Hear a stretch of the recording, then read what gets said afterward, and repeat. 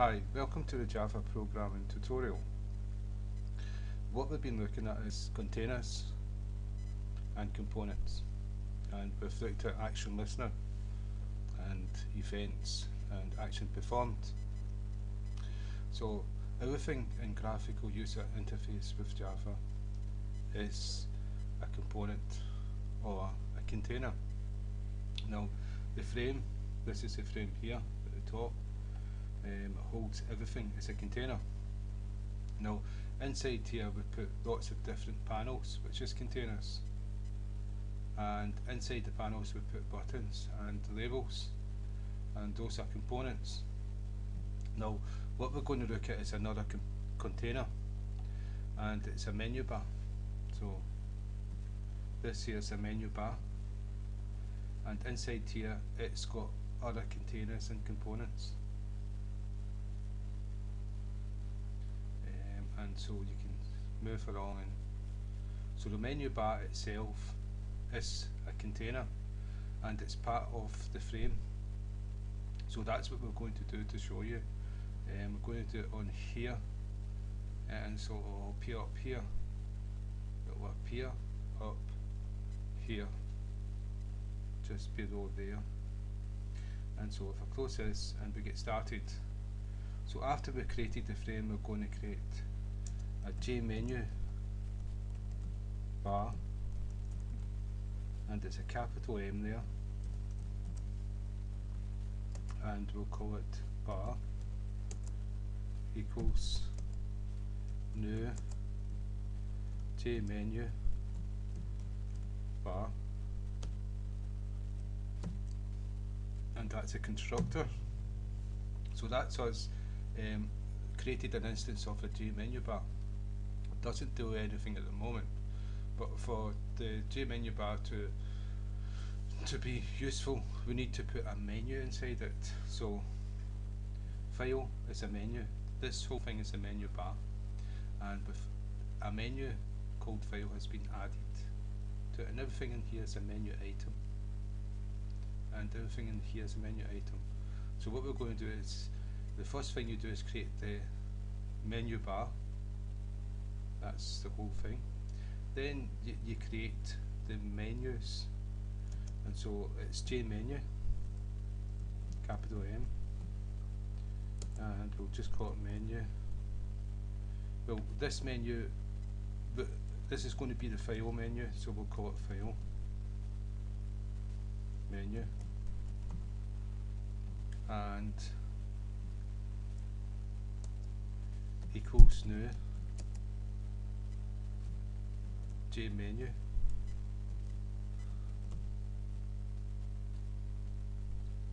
and it's a constructor, so we've got the brackets,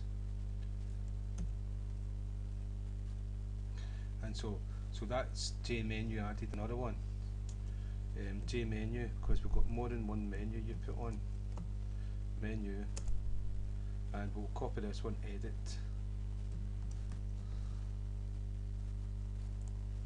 menu, new J menu, brackets, because it's a constructor, and so we've got two to add to the menu bar. So we add items to these, but first what I'm going to do is show you it working. And so what we need to do is we need to add the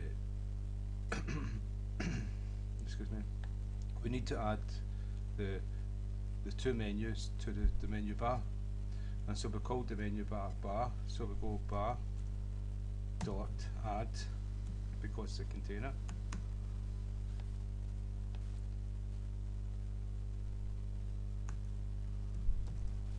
and we'll add the file menu first, and then we'll add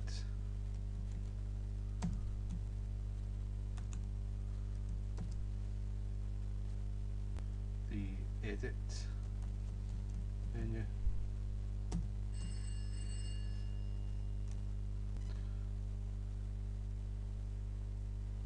it's an E,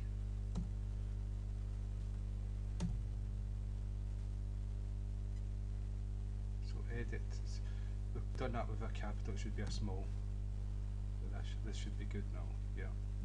So we've added the two menus to the menu bar, which we call bar, and it's the same as adding a component to a panel or to the frame. And so now we've added this to the menu bar. Now we need to add the menu bar to the frame, and the frame's called F. So what we'll do is F dot add, and it's a special method for menu bars. Add, it's not add, it's set menu bar. Yes, it there. So from the frame you can set the menu bar, and you get argument. The argument's going to be the name of the menu bar, which is bar.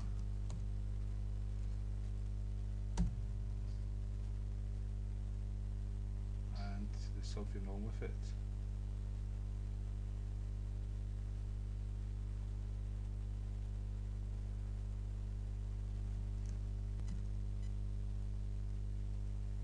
Yeah, it's set menu bar. It's set J menu bar because we're using J menu bar. So that's a bit strange, but you see it's happy with that. So that's it done. I'm going to just check to see if there's two set menu bars. Set J menu bar, it's not here. Alright, set J. There you go. There's two that's good. I didn't know this. There was a set menu bar for AWT and a set J menu bar for swing. So that's good. I didn't know that. So now that's us actually added the menu bar to the program, the application. So we save and run the program. And it's here, but it's not big enough. Right, there's something wrong with it. I'm just going to sort it out.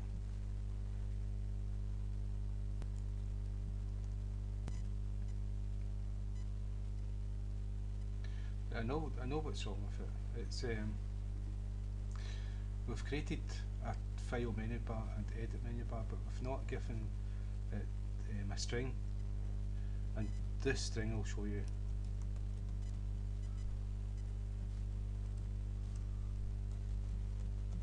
We can put anything here at all in a string as a string, save it and run it. This is just to demonstrate to you a mistake I made. So there you go. We've got Charles. We've not put anything in Charles. We've got YouTube. So we can name them what we want, but that's got to go as an argument, the string, in here, and that's what we didn't do. That's why we were getting the menu bar, but it was so small because there was nothing inside it. So if I save, run the program, that's a menu bar, but there's nothing inside it, so it's very small. That's what happened. So what we're going to put in here is file, and what we're going to put in here is edit, and it's a string. So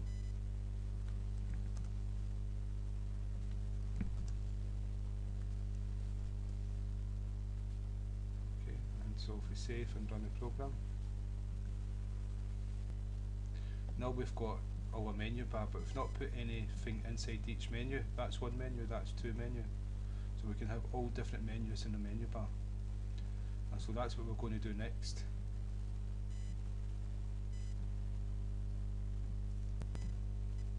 So what we have is a menu bar. We've got file and edit, but we don't have anything inside them. Now what goes inside the menu is menu items. So we're going to create an object menu item and add it to file, and then we'll actually make an action to happen, and when you click that menu item something will happen.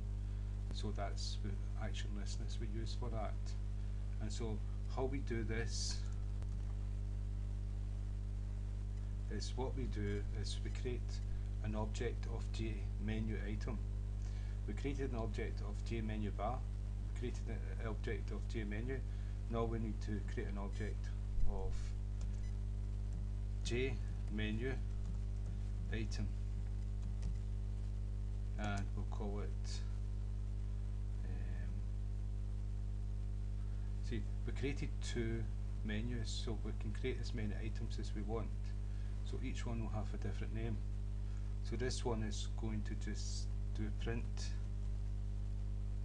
and so we'll call it print equals new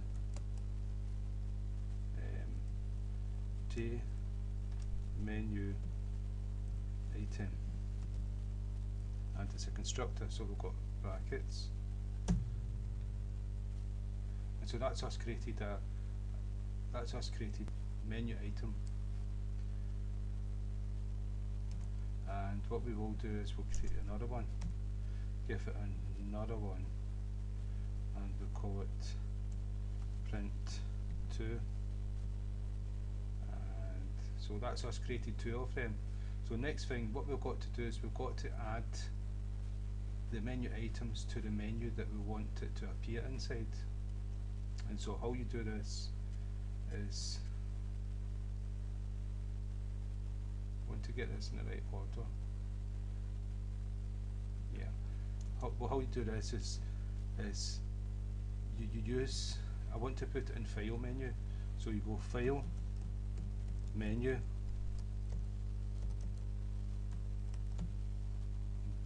dot add, and component, and the component we're going to add is print,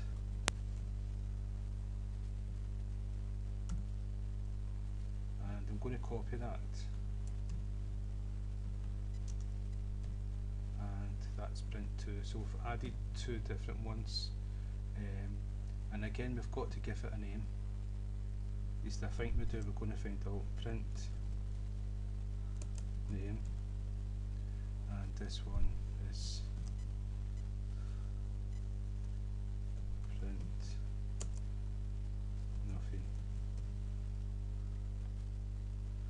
Okay, I just put anything in there, and now we've added that to the file menu, and we've added the file menu to the menu bar, and we've added the menu bar to the frame, that everything should be working.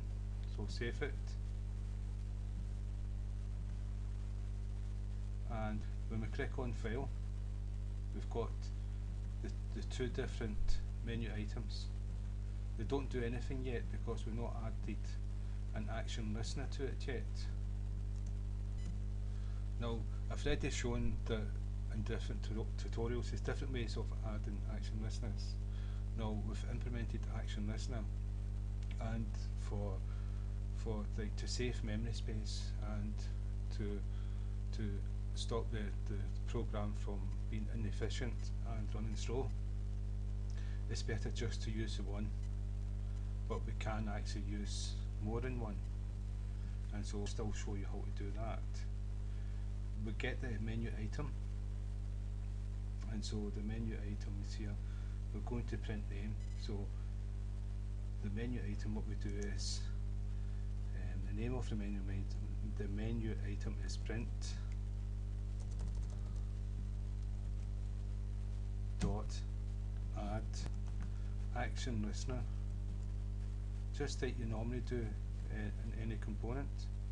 Now what it wants to know is what action listener we can use, the one we've implemented, but first I'm going to show you the way you'll probably see it in a textbook, and it's new action listener, and because it's a constructor we've got brackets and then the open brace and the close brace to implement the code, and what I here is public void action performed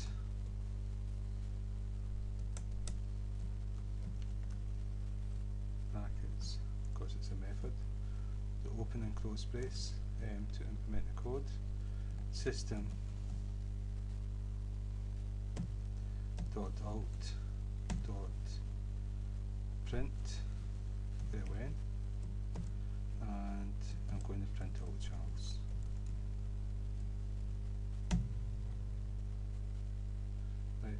And what we need to do now is just at the end of this method, action listener, I need a semicolon. So that's working. There's something wrong here.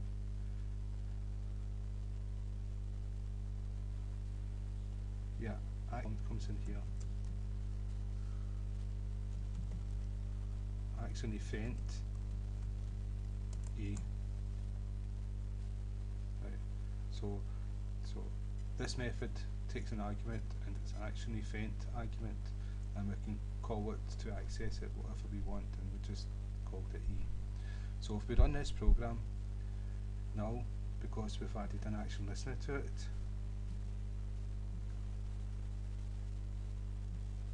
and if we go file, print name, Charles. So we've actually got this menu doing something with an action listener.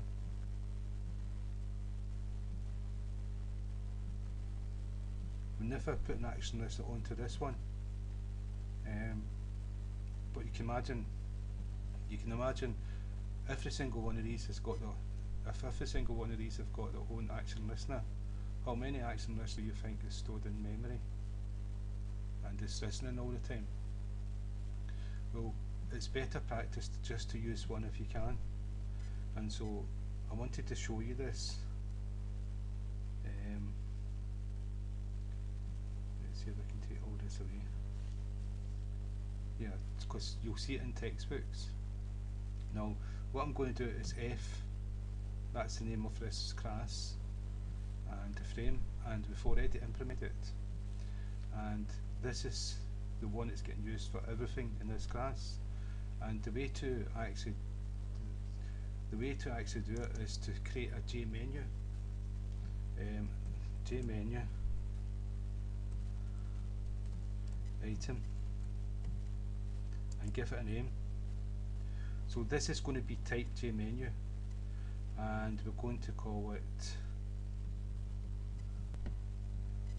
item, and it's going to equal, and we're going to cast it as a J menu.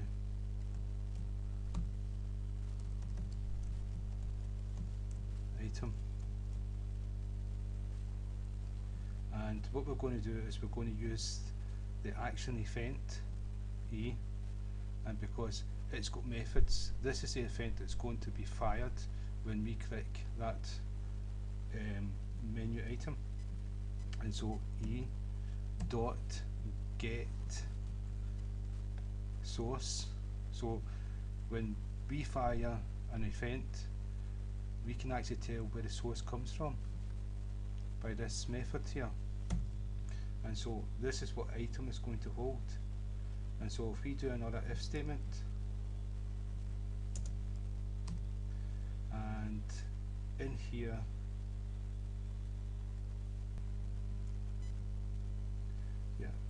here we use item, the name that we called this object that we created, which is get source. Whatever argument is fired comes in here, and it will equal this item. And so equals this item, yeah. And so what we can do is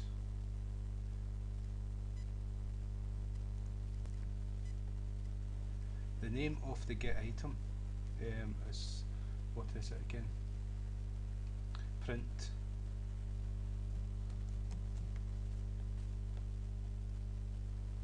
Is that right? Yeah, it's print. So if we fire, what I've got one more thing to do is print. This is inside main. So print, where did we done it here, right? This is inside main, so this is only local to main. Outside main it doesn't exist. So what we have to do is we have to declare this before main, make it global, and then the whole program will have access to it. And so that's what I'm going to do, is go to the beginning of the class and do menu item, type this changes to print. So we've created it static because it's going to be used inside main, and it's JMenu item and print, and so then we actually use it in here. But because it was declared here at the beginning of the class, it's global to the whole class, and so now we can use it down here. And so what will happen now, if we save the program, run,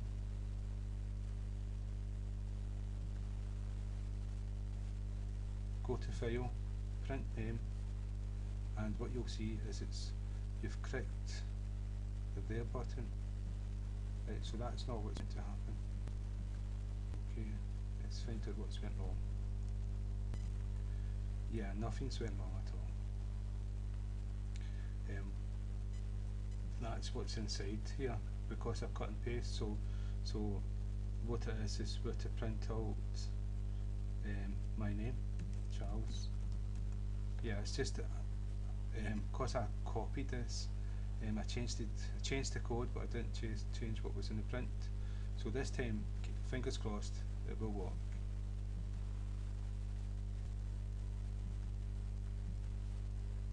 Here's hoping. Charles, there you go.